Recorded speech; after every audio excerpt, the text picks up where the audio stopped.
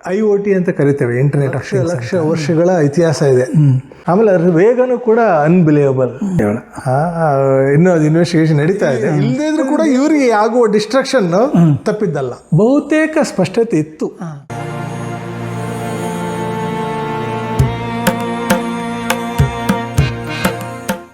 ತೋರಿಸಿದ್ರಿ. ಇಂಡಿಯಾಕ್ಕೆ ಬಂದ ಮೇಲೆ ನೀವು ನೇರವಾಗಿ ರಾಜಕೀಯಕ್ಕೆ ಬಂದ್ರ ಅಥವಾ ಕಂಪನಿಯಲ್ಲಿ ಕೆಲಸ ಮಾಡಿದ್ರೆ, ಅಥವಾ ರಾಜಕೀಯ ನಿಲ್ಲಿಸಿ ಆದಮೇಲೆ ವಿಜ್ಞಾನದಲ್ಲಿ ಮುಂದುವರ್ತಾರೆ, ಹೇಗೆ ಅದು? ನೀವು 2-3 ಪೇಟೆಂಟ್ ಇಂಡಿಯಾದಲ್ಲಿ ಇದೆ ಅಂತ, ಅಮೇರಿಕಾದಲ್ಲಿ 1 ಪೇಟೆಂಟ್, ಆಮೇಲೆ ಇಂಡಿಯಾದಲ್ಲಿ ಆಮೇಲೆ 3-4 ಅಥವಾ 2-3 ಇರ್ಬೋದು ಅನಿಸುತ್ತೆ ಮೋಸ್ಟ್ಲಿ. ಒಂದು ಎಲೆಕ್ಟ್ರಿಕ್ ಡ್ರೈವರ್ ಕಂಟ್ರೋಲ್ ಸಿಸ್ಟಮ್ಸ್ ಅಂತ ಒಂದು, ಮತ್ತೊಂದು ರಿಮೋಟ್ ಸಿಸ್ಟಮಲ್ಲಿ ರಿಯಲ್ ಟೈಮ್ ಕ್ಲಾಕ್ ಯೂಸ್ ಮಾಡದೆ ನಾವು ಟೈಮನ್ನು ಹೇಗೆ ಅಲ್ಲಿ ಆಗ್ತಕ್ಕಂಥ ಇವೆಂಟ್ಗಳನ್ನ ನಾವು ಟೈಮ್ ಪ್ರಕಾರ ಹೇಗೆ ಸಿಂಕ್ರನೈಸ್ ಮಾಡ್ಕೋಬೋದು ಅನ್ನೋದ್ರ ಬಗ್ಗೆ ಒಂದು. ಮತ್ತೊಂದು IoT ಅಂತ ಕರಿತೇವೆ, ಇಂಟರ್ನೆಟ್ ಆಫ್ ಥಿಂಗ್ಸ್ ಅಂತ, ಅವುಗಳ ಬಗ್ಗೆ ಇನ್ನೊಂದು ಪೇಟೆಂಟ್ ಅಪ್ರೂವ್ ಆಯ್ತು ಅನಿಸುತ್ತೆ. ಈ ಥರ ಇದೆ. ಇದನ್ನು ಯಾರು ಕಂಟ್ರೋಲ್ ಮಾಡ್ತಾರೆ ಈ ಪೇಟೆಂಟ್ಗಳನ್ನು? ಯಾರು ಇದರ ಬಾಡಿ ಎಲ್ಲಿರ್ತದೆ ಇದರದಲ್ಲಿ? ಒಂದೊಂದು ರಾಷ್ಟ್ರಕ್ಕೆ ಅಪ್ರೂವಲ್ ಬಾಡಿ ಇರ್ತದೆ. ಇಂಡಿಯಾಕ್ಕೆ ಬೇರೆ, ಅಮೇರಿಕಾ. ಹೌದು. ಹೀಗಾಗಿ ಈಗ ಅಮೇರಿಕಾದಲ್ಲಿ USPTO ಅಂತ ಇದೆ, ಯುನೈಟೆಡ್ ಸ್ಟೇಟ್ಸ್ ಟ್ರೇಡ್ ಮಾರ್ಕ್ ಮತ್ತು ಪೇಟೆಂಟ್ ಆಫೀಸ್ ಅಂತಂದು, ಪೇಟೆಂಟ್ಸ್ ಮತ್ತು ಟ್ರೇಡ್ ಮಾರ್ಕ್ ಆಫೀಸ್ ಅಂತ. ಭಾರತದಲ್ಲಿ ಕೂಡ ಅದೇ ಥರ ಇಂಟೆಲೆಕ್ಚುಯಲ್ ಪ್ರಾಪರ್ಟಿದು ಒಂದು ಡಿವಿಷನ್ ಇದೆ, ಅಲ್ಲಿ ಇದು ಅಪ್ರೂವ್ ಆಗುತ್ತೆ. ಹಲವಾರು ಸಂಶೋಧನೆಗಳು. ನಿಮ್ಮದು ಇದು ಈ IT ಇದು ಈಗ ಕಂಪ್ಯೂಟರ್ಗಿಂತ ಹೆಚ್ಚು ಮೊಬೈಲಿಗೆ ಹೆಚ್ಚು ಬಂದಿದೆ. ಈಗ ನಿಮ್ಮ ICಗಳು ಅಲ್ಲಿಗೂ ಸಹ ಅಪ್ಲೈ ಆಗುತ್ತಾ ಅಥವಾ ಮೊಬೈಲ್ ಕ್ಷೇತ್ರ? ನಾನು ಪ್ರಾಥಮಿಕವಾಗಿ ನಾನು ಕೇಳ್ತಾರೆ, ನನಗೆ ಹೆಚ್ಚು ಅದರ ಬಗ್ಗೆ ಗೊತ್ತಿಲ್ಲ. ಆದರೂ ಒಂದು ವಿದ್ಯಾರ್ಥಿಯಾಗಿ ಕೇಳೋದು, ಯಾಕೆಂದರೆ ನಮ್ಮ ಒಬ್ಬರು ಕ್ಲೋಸ್ ರಿಲೇಟಿವ್ PhD ಮಾಡ್ತಾ ಇದ್ದಾರೆ ಇಂಡಿಯನ್ ಇನ್ಸ್ಟಿಟ್ಯೂಟ್ ಆಫ್ ಇದರಲ್ಲಿ. ಅವರು PhD ಸಬ್ಜೆಕ್ಟ್ ಅಪ್ರೂವ್ ಆಗಲಿಕ್ಕೆ ತುಂಬ ಆಲ್ ಓವರ್ ವರ್ಲ್ಡಿನಲ್ಲಿ ಕೇಳಿಕೊಂಡು ಅಲ್ಲಿಂದ ಆ ಸಬ್ಜೆಕ್ಟ್ ಅಪ್ರೂವ್ ಆಗಲಿಕ್ಕೆ ತುಂಬ ಸಮಯ ಬೇಕಾಗುತ್ತೆ. ರಿಪಿಟೇಷನ್ ಅದಕ್ಕೆ ತುಂಬ ಆಗಿ ಮತ್ತೆ ಬರ್ತದೆ. ಲಿಟ್ರೇಚರ್ ಸರ್ವೆ ಅಂತಂದರೆ ಪಬ್ಲಿಷ್ ಆಗಿರ್ತಕ್ಕಂಥ ವರ್ಕ್ಗಳೆಲ್ಲ ನೋಡ್ಕೊಂತ ಅದೇ ಈ ವಿಷಯದಲ್ಲಿ ಏನೇನು ಈಗಾಗಲೇ ಅಚೀವ್ಮೆಂಟ್ ಆಗಿದೆ ಅಂತ ನೋಡ್ಕೊಳ್ಳೋದೇ ತುಂಬ ಟೈಮ್ ತಗೊಳುತ್ತೆ. ಅದೇ ಹಾಗೆ ನೀವು ಆ ಕ್ಷೇತ್ರದಲ್ಲಿ ಸಹ 4 ಪೇಟೆಂಟ್ ತೊಳೆದೆ ಅಂದರೆ ದೊಡ್ಡ ಸಾಧನೆ ಅಂತ ನಾನು ತಿಳ್ಕೊಂಡಿದ್ದೇನೆ. ಎಲ್ಲ ಒಬ್ಬೊಬ್ರದ್ದು ಒಂದೊಂದು ಸಾಧನೆ. ಎಲ್ಲರ ನೀವು ಆಸಕ್ತಿಯನ್ನು ನೀವು ಈಗ ರಾಜಕೀಯವಾಗಿ ನೀವು MP ಆಗಿ ಮಾಡಿದ ಮೇಲೂ ಸಹ ಈ ಕೆಲಸವನ್ನು ಮುಂದುವರಿಸ್ತಾ ಇದ್ದೀರಿ ನೀವು. ಕರೆಕ್ಟ್. ಆ ಒಂದು ಉತ್ಸಾಹ ಇದೆ. ಹೌದು. ಕೆಲವೆಲ್ಲ ಮೊನ್ನೆ ಇತ್ತೀಚೆಗೆ ಅಪ್ರೂವ್ ಆಗಿರೋದು, ಆಲ್ಮೋಸ್ಟ್ 2017-18 ಅಪ್ಲೈ ಮಾಡಿದ್ದು, ಇತ್ತೀಚೆಗೆ 2024-22 ಆ ಥರ ಅಪ್ರೂವ್ ಆಗಿದೆ ಅನಿಸುತ್ತೆ. ಅದರ ಮಧ್ಯದಲ್ಲಿ ವ್ಯಂಗ್ಯ ಚಿತ್ರವನ್ನು ಬರೀತಿದ್ದೀರಿ ಯಾವಾಗಾದರೆ ಅದು ಟೈಮ್ ಸಿಕ್ಕರೆ. ಈಗ AI ಯೂಸ್ ಮಾಡ್ತಾ ಇದ್ದೀನಿ ಹೆಚ್ಚಿಗೆ. ನಿಮ್ಮ AI ಕ್ಷೇತ್ರಕ್ಕೆ ನಿಮ್ಮದು ಏನಾದ್ರು ಕಂಟ್ರಿಬ್ಯೂಷನ್ ಇದೆಯಾ? ಇಲ್ಲ, ನಾನು AI ಕ್ಷೇತ್ರದಲ್ಲಿ ಇನ್ವಾಲ್ವ್ ಮಾಡಿಲ್ಲ. ಈಗ ನೀವು ಇಲೆಕ್ಟ್ರಾನಿಕ್ ಕ್ಷೇತ್ರದಲ್ಲಿ ಮಾಡ್ತಾ ಇದ್ದೀರಿ. ಈ AI ಕ್ಷೇತ್ರ ನೀವು ಅಯ್ಯಂಗಾರ್ ಅಂತ ಮೊನ್ನೆ ಹಾಗೆ ಹೇಳಿದ್ರಲ್ಲ, ಯಾರು ಸದಾಶಿವನಗರದಲ್ಲಿದ್ದಾರಲ್ಲ ಅವರು? ಪ್ರೊಫೆಸರ್ SS ಅಯ್ಯಂಗಾರ್ ಅವರು ಒಂದು ಇಂಟರ್ವ್ಯೂವಲ್ಲಿ ಹೇಳಿದ ನೆನಪು, ಅದನ್ನು ಸ್ವಲ್ಪ ಕಂಟ್ರೋಲಲ್ಲಿ ಇಡಬೇಕಿತ್ತು, ನಾನೆಲ್ಲ ಕಂಟ್ರಿಬ್ಯೂಟ್ ಮಾಡಿದೆ, ಈಗ ಅದು ಔಟ್ ಆಫ್ ಮನುಷ್ಯನಿಗಿಂತಲೂ ಅದು ಮೇಲೆ ಜಿಗಿತಾ ಇದೆ ಅಂತ ಕಾಣ್ತಾ ಇದೆ ಅಂತ ಅವರು ಹೇಳಿದರು. ಅಂದರೆ ಅವರ ಅಭಿಪ್ರಾಯ ಪ್ರಕಾರ ಈಗ ಬಾಂಬು ಸಹ ಒಂದು ಮಾಡಿ ಆಟೋಮೆಟಿಕ್ಕಾಗಿ ಅದು ಮನುಷ್ಯನ ಕಲ್ಪನೆಗೂ ಮೀರಿ ಹಾರ್ತಾ ಇದೆ ಅಂತ ನೀವು ತಿಳ್ಕೊಂಡಿದ್ದೀರಾ? ಏನಿಲ್ಲ, ಇತಿಹಾಸದಲ್ಲಿ ಈ ಥರ ಪರಿಕಲ್ಪನೆಗಳು ಭಾಳಷ್ಟು ಸಾರಿ ಬಂದು ಹೋಗಿದ್ದಾವೆ. ಈಗ ಉದಾಹರಣೆಗೆ ಇತಿಹಾಸದಲ್ಲಿ ಕಂಪ್ಯೂಟರ್ ಬಂದಾಗಲೂ ಕೂಡ ಮೊದಲು ಬಾರಿ ನೋಡಿದಾಗ ಭಾಳಷ್ಟು ಜನಕ್ಕೆ ಆಗ ಅನಿಸ್ತಕ್ಕಂಥ ನಿಜ, ಇಷ್ಟೆಲ್ಲ ಆಗ್ತದ. ಈಗ ಭಾರತದಲ್ಲಿ ಫಸ್ಟು ಅಕೌಂಟಿಂಗ್ಗೆ ಇದಕ್ಕೆಲ್ಲ ಕಂಪ್ಯೂಟರ್ ಬಂದ್ಬಿಟ್ರೆ ನಮ್ಮ ಕೆಲಸ ಕಳ್ಕೊಳ್ತೀವಿ ಅಂತಕ್ಕಂಥದ್ದು ಕೂಡ ಭಾಳಷ್ಟು ಇತ್ತು. ಈಗ ಆಟೋನಮಸ್ ಕಾರ್ಸ್ ಅಂತಂದರೆ ಸ್ವಂತಕ್ಕೆ ಅವೇ ಡ್ರೈವ್ ಮಾಡ್ಕೊಂಡು ಓಡಾಡ್ತಕ್ಕಂಥ ಕಾರುಗಳು ಕೂಡ ಇವತ್ತು ಮಾರುಕಟ್ಟೆಯಲ್ಲಿ ಇರ್ತಕ್ಕಂಥ ನಾವು ನೋಡ್ತಾ ಇದ್ದೀವಿ. ಆಮೇಲೆ ಅವು ಎಲ್ಲ ಕಳೆದು ಹೋಗ್ಬಿಡ್ಬೋದಲ್ಲ, ಒಟ್ಟಿಗೆ ತೊಗೊಂಡೆಲ್ಲರೂ ಹೋಗ್ಬೋದು. ಅಂದರೆ ಏನೇ ಮಾಡಿದರೂ ಕೂಡ ಅಲ್ಲ, ಇವಾಗ ಪ್ರೊಫೆಸರ್ ಅಯ್ಯಂಗಾರ್ ಅವ್ರು ಹೇಳಿರೋದು ನಿಜನೇ. ಇದು ಹೇಗೆ ಟರ್ನ್ ತಗೊಳುತ್ತೆ ಅಂತ ಈಗಲೇ ಸರಿಯಾಗಿ ವ್ಯಾಖ್ಯಾನ ಮಾಡಿ ಇದ್ದಾಗೆ ಅದು ಎಲ್ಲಿ ಕೈ ಹಿಡ್ತದೆ ಅಂತ. ಅದು ಯಾಕಂದರೆ ನಾವು ಮನುಷ್ಯ ಇಷ್ಟು ಇವತ್ತಿನ ಬುದ್ಧಿಮಟ್ಟಕ್ಕೆ ಬರಲಿಕ್ಕೆ ಲಕ್ಷ ಲಕ್ಷ ವರ್ಷಗಳ ಇತಿಹಾಸ ಇದೆ. ಅದು ನಿಧಾನಕ್ಕೆ ಒಂದೊಂದೇ ಕಲ್ತ್ಕೊಂಡು ಕೆಲವೊಂದು ಸಂಶೋಧನೆಗಳು ಒಂದು ಹಂತಕ್ಕೆ ಬರಲಿಕ್ಕೆ ನೂರಾರು ವರ್ಷಗಳು ಅಥವಾ ನೂರಾರು ವರ್ಷಗಳು ತೊಗೊಂಡಿದೆ ಇತಿಹಾಸದಲ್ಲಿ. ಇವತ್ತಿನ ಫಿಸಿಕ್ಸ್ನ ಅರ್ಥ ಆಗಬೇಕು ಅಂತಂದರೆ ಅದಕ್ಕೆ ಎಷ್ಟೋ 100,000 ವರ್ಷಗಳ ಇತಿಹಾಸ ಇದೆ. ಹಾಗೆ ಅನೇಕ ಸಬ್ಜೆಕ್ಟ್ಗಳಲ್ಲಿ ನಮಗೆ ನಿಧಾನಕ್ಕೆ ಎವಲ್ಯೂಷನ್ ಆಯಿತು. ಆಮೇಲೆ ಒಂದು ಜನ್ರೇಷನ್ದು ಇನ್ನೊಂದು ಜನ್ರೇಷನ್ಗೆ ಏನು ಭಯಂಕರ ಬುದ್ಧಿಮಟ್ಟ ಏನು ಜಾಸ್ತಿ ಇರಲ್ಲ, ಎಕ್ಸ್ಪೋಜರ್ ಜಾಸ್ತಿ ಇರುತ್ತೆ ಅಷ್ಟೇ. ಹಾಗಿರ್ಬೇಕಾದ್ರೆ ಇವತ್ತಿನ AI ಕಲಿತಕ್ಕಂಥ ಸ್ಪೀಡ್ ಇದೆಯಲ್ಲ, ಅದಕ್ಕೆ ಈ ಬಯಾಲಜಿಕಲ್ ಲಿಮಿಟೇಷನ್ಸ್ ಇರಲ್ಲ. ಮನುಷ್ಯನಿಗಿರ್ತಕ್ಕಂಥ ಲಿಮಿಟೇಷನ್ಸ್. ನಾವು ಒಂದು ಬುಕ್ ಓದಬೇಕಂತಂದರೆ 10 ನಿಮಿಷದಲ್ಲಿ ಓದಲಿಕ್ಕಾಗತ್ತಾ? It may take 1 week 1 month ತಗೋಬೋದು. ಅದನ್ನು ಇದು 1 ಸೆಕೆಂಡ್ಗಿಂತಲೂ ಕಡಿಮೆ ಅವಧಿಯಲ್ಲಿ ಓದ್ಲಿಕ್ಕೆ ಸಾಧ್ಯ ಇದೆ. ಎಲ್ಲ ಈ ಪುಸ್ತಕದ ಸಾರಾಂಶ ಹೇಳಿದ್ರೆ ಅದು ಹೇಳ್ತದೆ.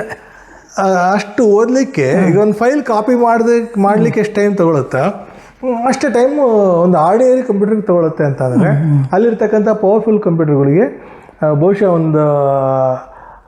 ಒಂದು ಅರ್ಧ ಗಂಟೆಯಲ್ಲಿ 1000 ಲಕ್ಷ ಪುಸ್ತಕಗಳನ್ನ ಓದ್ತಕ್ಕಂಥ ಶಕ್ತಿ ಅದಕ್ಕಿದೆ ಇವತ್ತು. ಆಮೇಲೆ ಓದಿದ್ದೆಲ್ಲದನ್ನೂ ಕೂಡ ಅರ್ಥ ಮಾಡಿಕೊಂಡು ತನ್ನ ಮೆಮೊರಿಯಲ್ಲಿ ಮತ್ತು ತನ್ನ ಲಾಜಿಕಲ್ಲಿ ಇಟ್ಕೊಳ್ತಕ್ಕಂಥ ಶಕ್ತಿನೇ ಅದಕ್ಕಿದೆ. ಹೀಗಾಗಿ ಪ್ರತಿ ಬಾರಿ ಅದು ಹೆಚ್ಚು ಇನ್ಫಾರ್ಮೇಷನ್ ಸಿಕ್ಕಷ್ಟು ಹೆಚ್ಚು ಬಲಶಾಲಿ ಆಗ್ತಾ ಹೋಗುತ್ತೆ. ಆಮೇಲೆ ಅದ್ರ ವೇಗನೂ ಕೂಡ ಅನ್ಬಿಲಿಯಬಲ್. ಇದು ಮನುಷ್ಯನ ಇದೊಂದು ಕಲ್ಪನಾ ಶಕ್ತಿಯಲ್ಲಿ ಒಂದು ನೀಡನ್ನು ಕ್ರಿಯೇಟ್ ಮಾಡಿ ಅಸಾಧ್ಯವನ್ನು ಗೋಚರಿಸಿಕೊಂಡು ವೇಗವಾಗಿ ಮಾಡಲಿಕ್ಕೆ ಇದು ಸಹಕಾರಿಯಾಗಿದೆ. ಇದು ಯಂತ್ರಗಳೇ ಮನುಷ್ಯನನ್ನು ನಿಯಂತ್ರಣ ಮಾಡುವಷ್ಟು ಅದೇ ಬೆಳೀತದ ಸಾಧ್ಯತೆ ಇಲ್ಲ. ಅದಕ್ಕೆ ನಮ್ಮ ವಸುಧೇಂದ್ರ ಅಂತ ಒಬ್ಬರು ಕನ್ನಡ ಸಾಹಿತಿಗಳು ಹೇಳಿದರು, ಅದು ಬೆಂಕಿ ಇದ್ದಾಗ ಅದು ಪ್ರಜ್ಞೆ ನಿಮಗೆ ಬೆಂಕಿಯಿಂದ ನಿಯಂತ್ರಿಸುವ ಶಕ್ತಿ ಜನರಿಗೆ ಇದೆ. ನೋಡಿ, ಕಾಳ್ಗಿಚ್ಚು ಅಂತಂದ್ರೆ ಕಾಡನ್ನು ಸುಡ್ಬೋದು, ಊರುಗಳನ್ನ ಸುಡುವಷ್ಟು ಬೆಂಕಿ ಅಪಾಯನೂ ಇದೆ ತಾನೆ. ಅದೇ ಅದನ್ನು ನಾವು ಹೇಗೆ ಬಳಕೆ ಮಾಡ್ತೀವಿ, ಅದಕ್ಕೆ ಏನೇನು ಕನ್ಸ್ಟೆಂಟ್ಸ್ ಹಾಕೊಂಡಿದ್ವಿ, ಅದಕ್ಕೆ ಏನೇನು ಪ್ರಿಕಾಷನ್ಸ್ ತಗೊಂಡಿದ್ವಿ ಅನ್ನೋದ್ರ ಮೇಲೆ ಬೆಂಕಿಯ ಪ್ರಭಾವ ಜಗತ್ತಿನಲ್ಲಿ ಇರುತ್ತಲ್ವ. ಎಲೆಕ್ಟ್ರಿಸಿಟಿ ಮುಟ್ಟಿದ ತಕ್ಷಣ ಪ್ರಾಣನೇ ಹೋಗ್ಬೋದು. ಅದನ್ನು ಬ್ಯಾನ್ ಮಾಡ್ಕೊಳಕ್ ಆಗಿದೆಯಾ ನಮಗೆ ಆ ಒಂದು ಕಾರಣಗಳಿಂದ? ಅದು ಬೇರೆ ಮಟ್ಟದಲ್ಲಿ ನಡೀತಾ ಇದೆ ಈಗ. ಹೀಗಾಗಿ ಇದು ಕೂಡ ನನ್ನ ದೃಷ್ಟಿಯಲ್ಲಿ ಮನುಷ್ಯ ನಿರ್ಮಿತನೇ ಆಗಿರೋದ್ರಿಂದ ಅದಕ್ಕೆ ಸ್ವಂತದ್ದೇ ಆದ ಉದ್ದೇಶನೂ ಕೂಡ ಮನುಷ್ಯನೇ ಕೊಡಬೇಕು. ಅದಕ್ಕೆ ಯಾವುದೇ ಒಂದು ಗೋಲ್ಸ್ ಆಗಲಿ ಎಮೋಷನ್ಸ್ ಆಗಲಿ ಇಲ್ಲ. ವಸಂತ ಅವ್ರ ಬಗ್ಗೆ ಅದಕ್ಕೆ ನೆಗೆಟಿವ್ ಇರಲ್ಲ, ಪಾಸಿಟಿವ್ ಇರಲ್ಲ. ಅದೇ ನಿರ್ಭಾವುಕವಾಗಿ ನಿರ್ಭಾವುಕತನ ಇದೆ. ಬೇರೆಯವರು ಹೇಗೆ ಅದನ್ನ ಬಳಕೆ ಮಾಡ್ತಾರೆ, ಒಂದು ಏರೋಪ್ಲೇನ್ ಅದಕ್ಕೆ ಎಲ್ಲಿ ಹೋಗ್ಬೇಕಂತ ಅದಕ್ಕೇನು ಪ್ರಿಫರೆನ್ಸ್ ಇರಲ್ಲ. ಯಾವ ಏರ್ಪೋರ್ಟಿಗೆ ಕರ್ಕೊಂಡು ಹೋಗ್ಬೇಕಂದ್ರೆ ಪೈಲಟ್ ಅಥವಾ ಮನುಷ್ಯ ನಿರ್ಧಾರ ಮಾಡೋದಲ್ವ. ಹಾಗೆ ಇದು ಕೂಡ ಒಂದು ಪವರ್ಫುಲ್ ಇನ್ಸ್ಟ್ರೂಮೆಂಟ್ ಅಂತ ನಾವು ತಗೋಬೇಕು. ಅದನ್ನು ಯಾವ ದಿಕ್ಕಲ್ಲಿ ತೊಗೊಂಡೋಗ್ಬೇಕು ಅನ್ನೋದಕ್ಕೆ ಗೌರ್ಮೆಂಟ್ಸ್ ಆಗಲಿ ಮತ್ತು ಮನುಕುಲನೂ ಕೂಡ ಇದನ್ನ ಸ್ಟ್ರಾಂಗಾಗಿ ನಿರ್ಧಾರ ಮಾಡ್ಕೊತ ಹೋಗ್ಬೇಕಾಗತ್ತೆ. ಇತ್ತೀಚೆಗೆ ನೀವು ಡಾಕ್ಟರ್ಸ್ಗಳು ಈ ಬಾಂಬ್ ಬಿಟ್ಟದ್ದೆಲ್ಲ ನೋಡಿದ್ರಿ ಈ ಕ್ಷೇತ್ರದಲ್ಲಿ. ಈಗ ಆದರೆ ಇಂಜಿನಿಯರಿಂಗ್ ಕ್ಷೇತ್ರದಲ್ಲಿ ಇಟ್ಟವರು ಭಾಳ ಕಡಿಮೆ ಅಂತ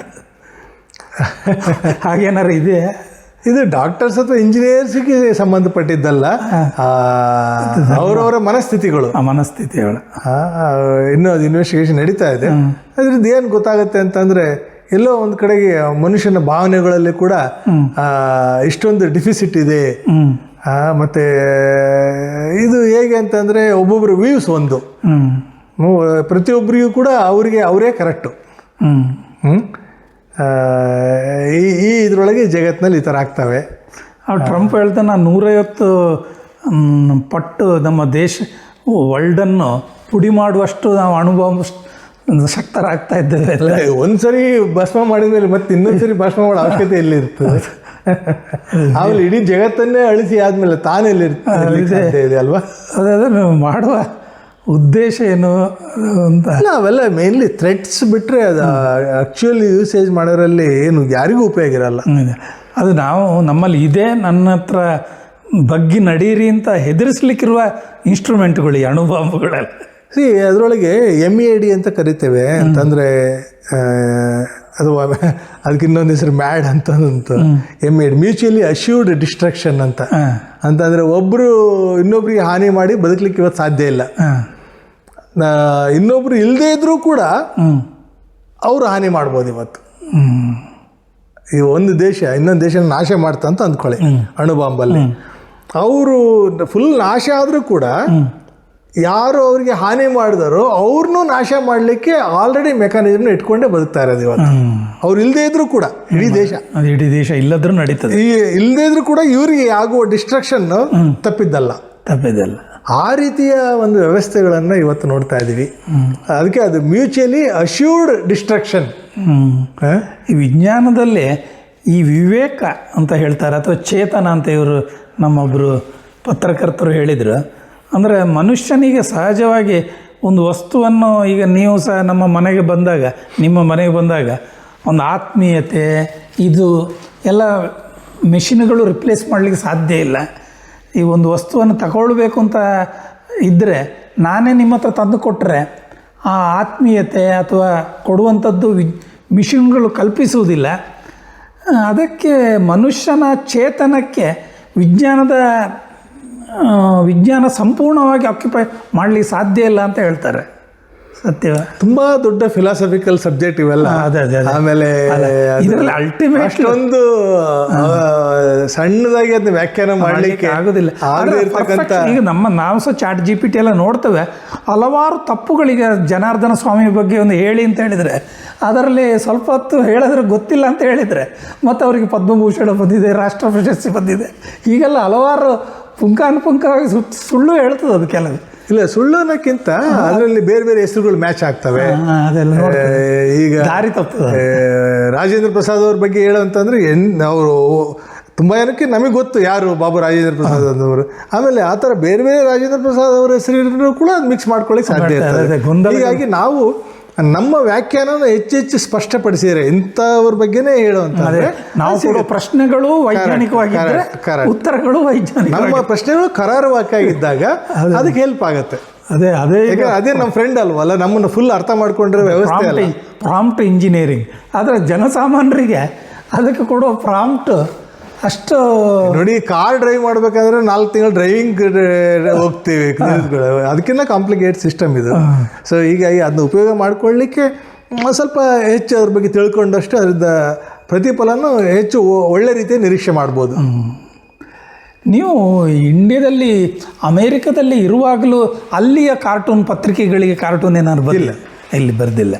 ನೀವು ಅಲ್ಲಿ ಎಷ್ಟು ವರ್ಷ ಇದ್ರಿ ನೀವು ಅಲ್ಲಿ ಅಮೇರಿಕಾದಲ್ಲಿ? 11 ವರ್ಷ 12 ವರ್ಷ ಅನ್ಸುತ್ತೆ ಅಪ್ರಾಕ್ಸಿಮೇಟ್ಲಿ. ಅಲ್ಲಿ ಒಂದೇ ಕಡೆಯಲ್ಲಿ ಬಹುತೇಕ ಇದ್ದಿದ್ದು ಕ್ಯಾಲಿಫೋರ್ನಿಯಾದಲ್ಲಿ.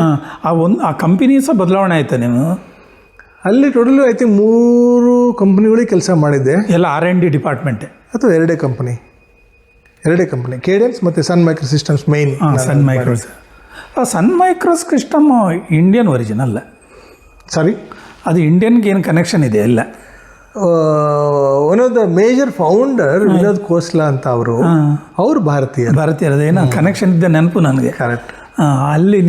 ಅಲ್ಲಿ ಸಹ R&D ಅಲ್ಲೇ ಇದ್ರಿ ನೀವು? Engineering work ಇದ್ದಿದೆ.